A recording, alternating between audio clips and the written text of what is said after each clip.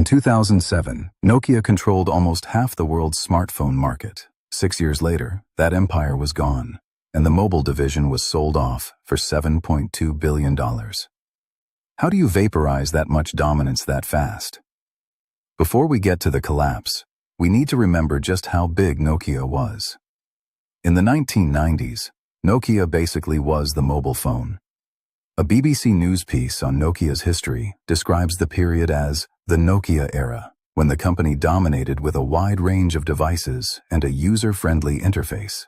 According to a study from the Research Institute of the Finnish economy, Nokia became so important that it was a major pillar of the entire Finnish economy. It was not just a tech success story, it was a national champion. By the mid-2000s, Nokia wasn't just popular, it was the global leader. An academic study on Nokia's decline notes that in the early 2000s, Nokia held almost 40% of the global mobile phone market, and by 2008, it was still the global market leader with roughly that share. In smartphones specifically, Nokia was even more dominant. BBC News, citing figures from analyst firm Gartner, reports that in 2007, Nokia's smartphone market share was a massive 49.4%. Almost 1 out of every 2 smartphones sold in the world carried that blue Nokia logo, and the money followed. One analysis of Nokia's decline reports that in 2007, the company generated $51 billion in sales, held around 51% market share, and was valued at about $250 billion. So when people say Nokia fell, they're not talking about a niche player getting squeezed out. According to those figures, this was the world's mobile king. It made the phones many of us played Snake on. It turned mobile gaming, texting, and simple, reliable phones into part of everyday life. And inside Nokia, according to commentators interviewed by the BBC, a belief had set in. They could do no wrong. One expert quoted in that BBC piece flatly says that complacency had kicked in. Then, in January 2007, Steve Jobs walked onto a stage, pulled an iPhone out of his pocket, and rewrote the rules. From the outside, Nokia looked ready for anything. They had engineers, patents, distribution, and nearly half the smartphone market. But the iPhone wasn't just another phone. As one BBC News piece puts it, Jobs changed the world forever that day in January 2007. A LinkedIn commentary by telecommunications strategist Alessandro Lassi helps explain why this moment was such a turning point. He describes several eras in mobile: the first growth wave in 1983, the 1990s Nokia era with a wide range of easy-to-use devices, then BlackBerry's run with email and messaging, and then, in 2007, the iPhone, the device that rewrote the map completely. Lassi argues that growth in the mobile industry has always tracked how compelling the device in your hand is. Without game-changing devices, networks and technology can only go so far. The iPhone did 2 critical things. First, it introduced a new form factor, a large touchscreen slab with software-defined buttons. Lassi points out that since 2007, we've basically stuck with that same smartphone form factor for 18 years, the longest stretch the industry has gone without a fundamental shift. That's how big that jump was. Second, it changed expectations. Phones were no longer just for calls, texts, and light games. They were mobile computers. The operating system and the app ecosystem suddenly mattered as much as the hardware. Nokia didn't ignore the smartphone category. It already had a smartphone platform, Symbian, and premium devices. But the iPhone reset the bar for what smart meant. This is where the first cracks in Nokia's dominance started to show. From the outside, it's easy to say, Nokia just missed the iPhone. But inside the company, according to researchers who've studied it, the story was more complicated and more useful to learn from. An academic paper on the curse of agility at Nokia examines how the company moved from strong technological dominance in the early 2000s to selling its entire mobile phone business to Microsoft in 2013. The authors point out that Nokia actually invested in multiple operating system projects between 2007 and 2013. The company was not standing still. It was trying to respond. But here's the key line from that research. During the critical opportunity window to beat the competition in 2007-2010, Nokia's product development and rollout processes were essentially broken.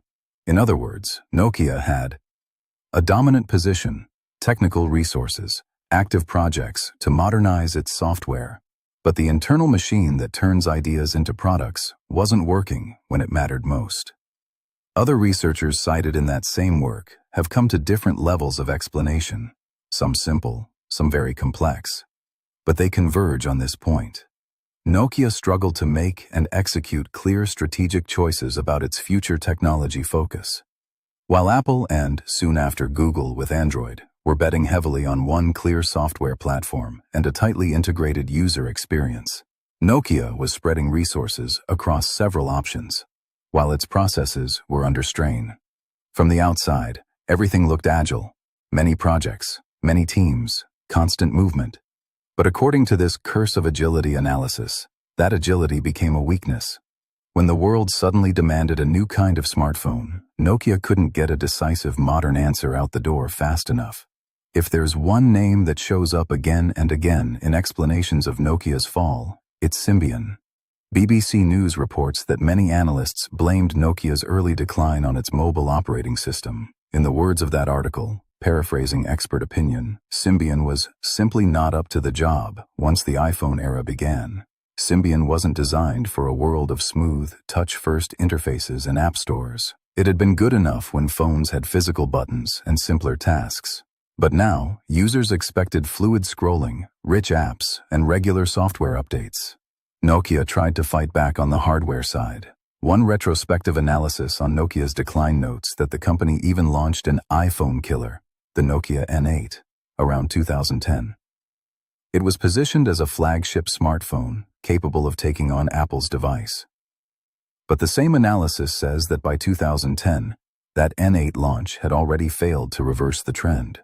Meanwhile, the numbers started turning against Nokia. BBC, citing Gartner, shows Nokia's smartphone market share sliding after 2007, from that dominant 49.4% in 2007 to 43.7%, then 41.1%, then 34.2% over the next few years. And in the first half of the year, covered in that report, Nokia's share was down to just 3%. The other decline timeline puts it even more starkly. 2007, about 51% market share, $51 billion in sales, and a $250 billion valuation. 2008, first decline in market share in years. 2010, the failed N8 iPhone killer. 2011, Nokia posted its first quarterly loss in nearly 2 decades. 2012, Samsung overtook Nokia as the top phone manufacturer.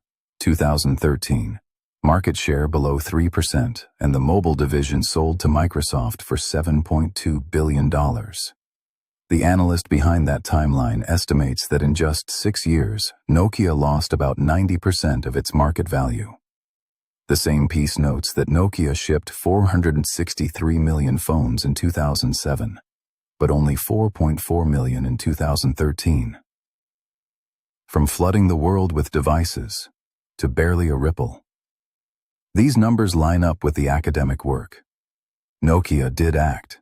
It launched new devices, invested in software projects, and tried to defend its position. But between a misfit core platform in Symbian, internal execution problems, and a rapidly improving iOS and Android ecosystem, the window to recover kept getting smaller. By the time Nokia made its bet to sell the mobile business, the market had already moved on. By 2013, the story that started with nearly half the smartphone market ended with a sale. According to the academic study on Nokia's loss of market leadership, the company divested its entire mobile phone business unit to Microsoft in 2013. The firm that once defined mobile phones effectively exited the handset game. But Nokia, the company, did not disappear. BBC News points out that even as the phone business collapsed, Nokia held on to some valuable assets. A mobile broadband business, Nokia Solutions and Networks, which became fully owned after Nokia bought out Siemens' stake in a deal reported by the Wall Street Journal. A mapping division called Here, which BBC notes was the mapping software of choice in about 80% of cars with built-in navigation at the time. And a huge patent portfolio. Forbes, as cited by BBC, estimated those patents to be worth around $4 billion. Over time, Nokia reshaped itself as a networks and infrastructure company. More recent reports, such as a Reuters piece referenced in Nokia-related material, describe how the AI boom has helped lift Nokia's sales and push its shares to multi-year highs as it supplies technology for the next generation of networks. So Nokia didn't vanish. It transformed into a very different kind of tech business. But that transformation came at an enormous price. The loss of its position in the consumer smartphone market. The brand connection millions of people had with those indestructible handsets. And, according to one analysis, about 90% of its market value compared to its 2007 peak. For our purposes, the key question isn't whether Nokia recovered in some other form. It's this. How does a company go from "we can do no wrong" to selling its crown jewel business in just 6 years? When people explain Nokia's collapse, they often focus on Apple, better design, better marketing, better ecosystem. But if you look across the sources, BBC's reporting, the academic analysis of Nokia's internal processes, and the timelines of its market share, a different pattern emerges. Nokia didn't fall just because a rival made a better product. According to the Curse of Agility study, Nokia actually tried many things at once. Multiple operating systems, various projects, plenty of movement. But its product development and rollout processes were essentially broken, right when the industry's rules changed.